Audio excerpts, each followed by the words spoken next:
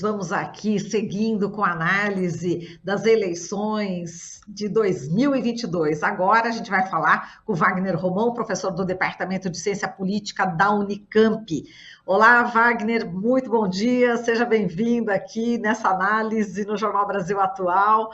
E, enfim, a gente vai conversar muito aqui sobre a política e você que teve uma experiência bastante próxima, né? Já que você foi candidato a deputado estadual pelo PT aqui no estado de São Paulo, para a Lespe. Agora a gente pode falar, já acabou a eleição, você conquistou aí 17.361 votos, e a gente já começa por aí, né? Pela sua experiência, né? De cientista político a candidato político. Como é que foi essa experiência, Romão?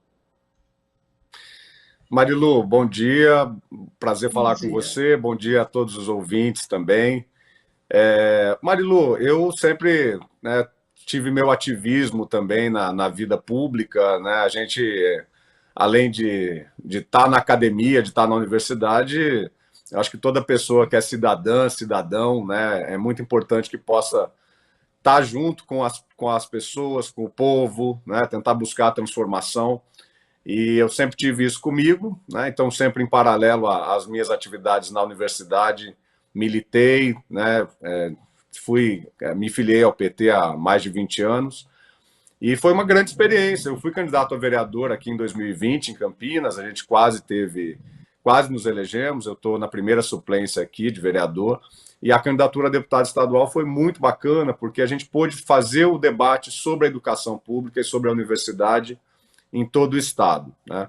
Eu acho que foi uma eleição em que a gente vai vendo gradativamente como o campo da esquerda, especialmente o Partido dos Trabalhadores, vai tendo uma aceitação maior, né, junto à população. Eu acho que 2016 foi uma eleição muito difícil, mas a eleição de 2020 e agora a eleição de 2022 não deixaram de ser difíceis, mas a gente tem um momento, assim, uma possibilidade de conversar mais com as pessoas, né, e de que elas possam dialogar. Eu acho que a candidatura do Lula foi muito forte aqui em São Paulo. A gente teve a importância da candidatura do Lula como uma candidatura que traz as pessoas para o debate, né? As pessoas querem falar do Lula, querem votar no Lula. Foi uma votação muito expressiva aqui no estado. E foi muito bom, daria para escrever um livro. Tá certo. E, Romão, agora a gente vai entrar aqui na discussão sobre o estado de São Paulo, né? A gente tem aí realmente uma situação inédita aqui no estado de São Paulo, né? A gente, depois de quase 30 anos, os tucanos deixam a disputa, né, para o comando do estado. A gente vai ter o segundo turno com o Tarcísio, que obteve 42,32% dos votos, e Haddad 35,70% dos votos. Inicialmente, como é que você vê os tucanos fora dessa disputa e também desse resultado onde as pesquisas davam justamente o Haddad na frente do Tarcísio? Então, inicialmente, esses dois pontos agora, Wagner. Eu acho que a gente teve um enfraquecimento do PSDB aqui no estado, né? Especialmente ali, claro, isso já vem acontecendo desde 2018, em que o campo bolsonarista acaba engolindo, né, o PSDB aqui no estado de São Paulo e no Brasil, mas sobretudo aqui, que é o berço do tucanato, né? E acho que esse momento, isso foi se aprofundando ao passar desses anos, desses 4 anos. A passagem do PSB, do Márcio França, para o campo, né, petista, para o campo da esquerda, é uma passagem importante, porque ela consolida essa transição, né, do PSB, que estava no campo do PSDB e passou para o campo petista. Então, acho que isso é um elemento importante que enfraqueceu ainda mais o PSDB aqui no estado.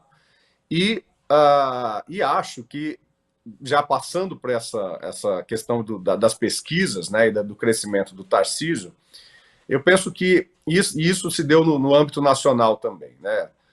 Estava até escutando no rádio, numa outra emissora, agora há pouco, sobre essa questão se a pesquisa errou ou se a pesquisa não errou. Não se trata disso, né? Eu acho que é muito equivocada E isso é mais um engodo que o Bolsonaro quer colocar nas costas das pessoas do campo da ciência, do campo da pesquisa, né, e do campo das pesquisas eleitorais também. Ocorre que há um processo subterrâneo, né, em que os bolsonaristas são muito fortes, que é esse processo de colar a imagem do Bolsonaro à imagem do próprio Tarcísio aqui no estado de São Paulo. Acho que é muito isso que explica essa passagem, né, do Tarcísio, que estava em segundo lugar nas pesquisas, para o primeiro lugar, com esses 42%, com essa votação muito expressiva, né? O Haddad continuou com seus 35%, 36% que as pesquisas apontavam, né? E acho que tem também uma mudança aí. Acho que a campanha do Rodrigo Garcia foi perdendo fôlego, né? Cada vez mais perdendo fôlego, e esses votos transitaram também para o Tarcísio nessas últimas horas, né? Quer dizer, isso a pesquisa, ela não consegue pegar o dia da eleição, né? A noite da eleição, o sábado, né? Que é um momento muito importante. No final das contas, muita gente, mas muita gente mesmo, decide o voto ali nessas últimas horas de campanha, né? A gente mudou, né? O modo como as pessoas se comunicam foi mudando ao longo desses últimos anos. O advento do WhatsApp, do Telegram, né, das redes sociais, as pessoas estão muito ligadas a esse modo de se comunicar. Isso faz com que as pessoas mudem de voto ou façam a opção no momento já muito em cima da eleição, e isso não é captado pelas pesquisas. Então, acho que as pesquisas, elas são um retrato de um determinado momento. Acho que é verdade, né, algo que também alguns analistas já disseram, que uma parte do voto bolsonarista ele não é captado pela pesquisa, porque há uma grande aversão, esse campo é contrário, né? Eles entendem que as pesquisas, né, são parte de uma estratégia comunista de dominação do mundo, quer dizer, que é um grande delírio, né? Mas, de fato, as pessoas não respondem, ou preferem não responder, né? Preferem omitir a sua opção. Então, isso é muito difícil também da gente aferir, né, em termos mais técnicos, assim, né? Então, eu acho que é um pouco isso, Marilu, né? O PSDB, né, que perde espaço realmente para esse campo, né, mais conservador ainda, né? Uma parte de uma população conservadora e até autoritária que tinha no PSDB a sua vazão de votos aqui no estado de São Paulo, acabou encontrando, né, um grupo político muito mais afeito à sua própria visão de mundo, né, que é o bolsonarismo, né? Então, isso aí é algo que a gente vai continuar vendo durante muito tempo, infelizmente, na minha visão, né, na política brasileira e na política aqui no estado de São Paulo também. Bom, falando ainda aqui no estado de São Paulo e das futuras alianças, né, a gente tem alguns números, enfim, da Simone Tebet, por exemplo, que poderão ser disputados os votos dela. Vou dar aqui o número, viu, Wagner? Falando em desafios agora para o Haddad em relação ao segundo turno para conseguir vencer o Tarcísio. Bom, o Lula conseguiu aqui no estado de São Paulo 47,54% dos votos, o Bolsonaro 37,99%, a Simone Tebet 8,11%. Traduzindo em números, são 558.748 votos da Simone Tebet e do Ciro Gomes, 297.973 votos, que ele conquistou 4,32%. Por que a gente está falando desses números? Porque esses números, para onde eles vão, né? Essas pessoas que votaram na Simone Tebet, no Ciro Gomes, para onde esses votos vão no que se refere às candidaturas? E agora a gente está aqui no estado de São Paulo analisando. Qual que é a tua avaliação, hein, Wagner, em relação a esse desafio agora do Haddad conquistar esses votos? Deixa eu comentar um pouquinho sobre a votação do Jair Bolsonaro, do Lula e da Tebet aqui no estado de São Paulo, né? O dado que eu tenho aqui é que Jair Bolsonaro teve 47,7% no estado, Lula 40,9%, mais ou menos, e a Tebet teve 6,3%, que dá uma votação de 1.625.000 votos, né, para a Tebet aqui no estado de São Paulo. Se o Lula tivesse mais 1.800.000 votos, né, ganharíamos no primeiro turno, né? Então vejam como é importante esse debate agora aqui, pensando mais no Estado de São Paulo, com esse campo político que votou na Simone Tebet, né? Eu acho que a Tebet, eu queria aqui fazer uma reflexão sobre esse crescimento da Tebet nos últimos momentos, na última semana, né? A gente viu, veja, o ambiente político ele está muito difícil, né? Quer dizer, as pessoas, a gente queria ganhar no primeiro turno para derrotar Bolsonaro, mas também assim para a gente poder ter tranquilidade. Eu acho que eu não estou falando aqui uma besteira, né? Tem muita gente que me falou sobre isso ao longo desses últimos dias. Ninguém suporta mais, né, o Bolsonaro e essa sua verborragia, essa sua violência verbal, política e assim por diante. E acho que a Tebet cresceu nos últimos momentos, né, e ganhou do Ciro, que vinha também numa postura muito, né, muito dura contra o Lula, contra o PT, né. Eu penso que porque a Simone Tebet mostrou nos debates uma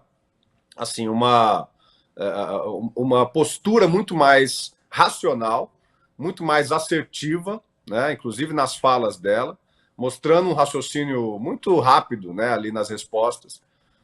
E acho que é muito importante que as pessoas que votaram na Simone Tebet, eu acho que, claro, uma parte dessas pessoas vai para o Bolsonaro, mas eu entendo que uma grande parte, acho que a maioria dos votos, pode ir para o Lula, né? Entendendo que esse voto ele tem pelo menos dois fatores que eu acho que são fundamentais das pessoas que optaram por votar pela Tebet. A primeira é a questão da mulher, né, quer dizer, do voto na mulher, do respeito à mulher, do respeito às mulheres, coisa que o Bolsonaro nunca teve, né? E, de outro lado, essa questão da racionalidade na política, né? E que acho também, não só a racionalidade, mas a ideia de que a política é negociação, de que a política é criação de consenso, né?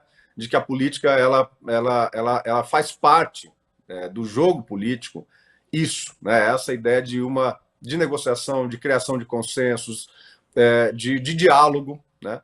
Que é tudo que o Bolsonaro não mostra, é tudo que o Bolsonaro não expressa. Então eu tenho confiança que há uma possibilidade grande de que eu imagino que vai haver ali alguma discussão interna ao PSDB, à Cidadania e ao PMDB e ao MDB, né, que são os três partidos que constituíram a candidatura da Simone Tebet, e acho que pode haver uma migração dos votos da Tebet, em sua maioria, para o Lula. Vamos, né, aqui, em números, se 1.600.000 votos da Tebet fossem todos para o Lula aqui no estado de São Paulo, que eu acho que não vai acontecer, não é a totalidade, mas a gente chegaria já muito perto do que o Lula precisa para ganhar no segundo turno agora, né? Então, acho que essa discussão é muito importante, realmente, o debate, o diálogo com quem votou na Simone Tebet. A tarefa do Fernando Haddad, né, é uma tarefa difícil, porque esse eleitorado do Rodrigo Garcia, me parece, pode ter uma tendência a votar no Tarcísio, né? Então, para isso, eu acho que é muito importante essas 4 semanas de debate, essas quatro semanas de proposição de ideias, né? Eu acho que é um tema muito forte, claro, eu estou no campo da educação. Haddad trouxe muito forte esse tema da educação. Se a gente for comparar com o que fez o governo Bolsonaro na educação, com o que fez o governo Lula na educação, com Haddad à frente, né, não tem comparação, né? Quer dizer, e acho que esse tema é um tema que pega muito, né, nas pessoas.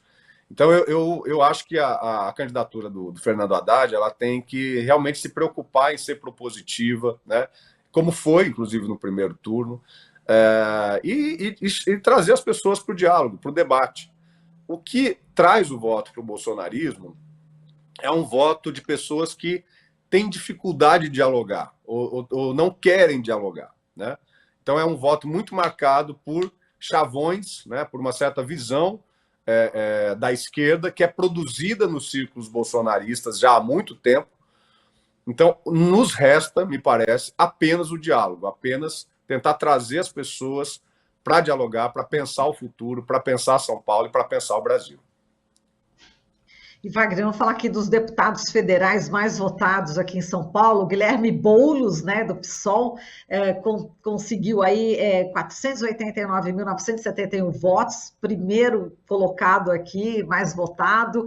A Carla Zambelli, né, depois, em seguida, o Ricardo Salles, Eduardo Bolsonaro, delegado Bruno Lima. Bom, a gente está falando aqui de bolsonaristas, né, enfim, que conseguiram, né, o voto, e a gente destaca tanto o Boulos, né, que é do campo de esquerda, e também o Ricardo Salles, né, aquele que deixa passar boiada e conseguiu um número de votos assim expressivo.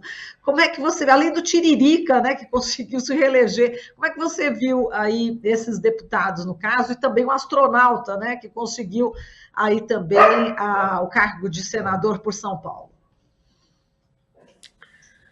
Eu acho que essa foi a grande surpresa, né? O caso aí da eleição do Marcos Pontes, e porque realmente isso a pesquisa não dava, né? O voto do senador entre os majoritários é o mais volátil, né? Sempre foi, a gente sempre teve surpresas nas eleições para o Senado. E acho que ele expressa isso que eu tentei falar na pergunta anterior, que era sobre o crescimento, essa transferência, né, de votos desse campo meio PSDB para o campo bolsonarista nessa reta final. E que a gente não, né, que a pesquisa que foi feita quinta, sexta-feira não conseguiu captar, né?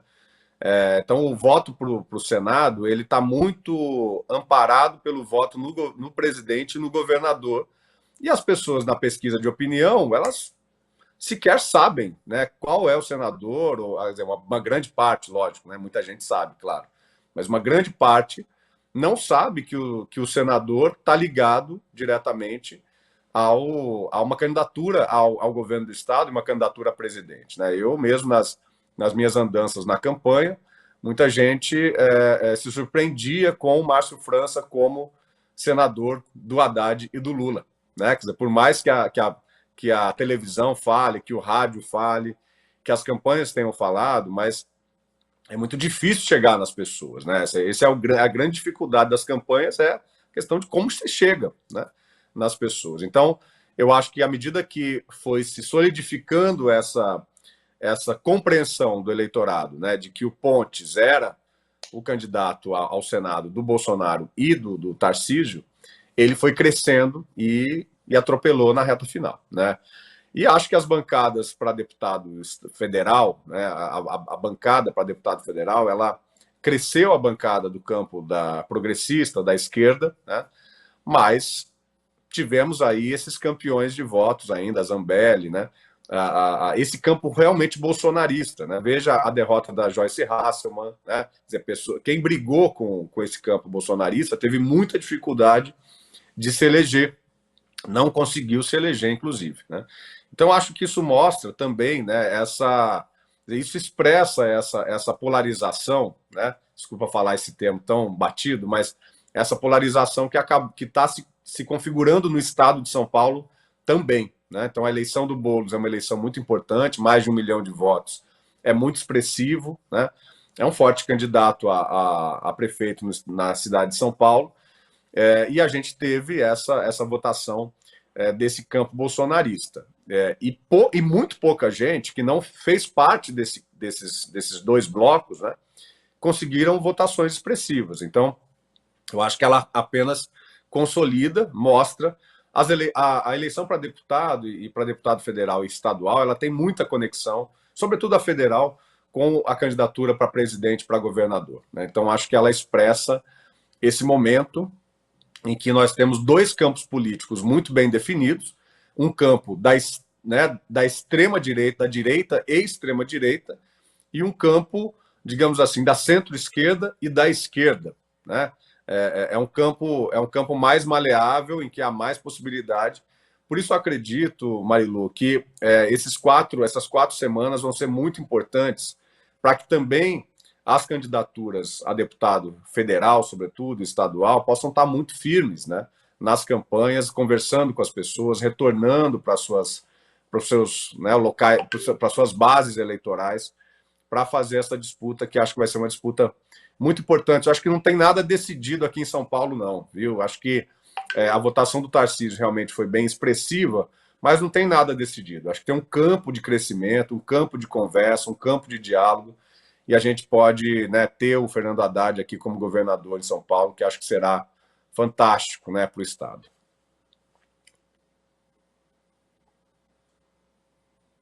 Acho que está sem som, Marilu.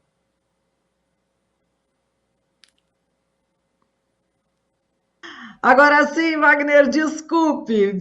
Assim, só para a gente terminar, que a gente já está em cima aqui do horário, apenas citando, né, em relação aos candidatos aqui mais votados, a gente tem o Eduardo Suplicy aqui para deputado estadual em São Paulo, né, Eduardo Suplicy em primeiro lugar, o Carlos Gianazzi do PSOL em segundo, a Paula da bancada feminista do PSOL em terceiro, Bruno Zambelli do PL em quarto, enfim, só citando aqui para a gente não passar em branco aqui quem é que foi mais votado, e a gente agradece muito aqui a tua participação, Wagner, fazendo toda essa análise conosco, e um forte abraço para você, viu, Wagner? E parabéns aí pela sua luta aqui no estadual, né, para deputado estadual. Um forte abraço, viu, Romão?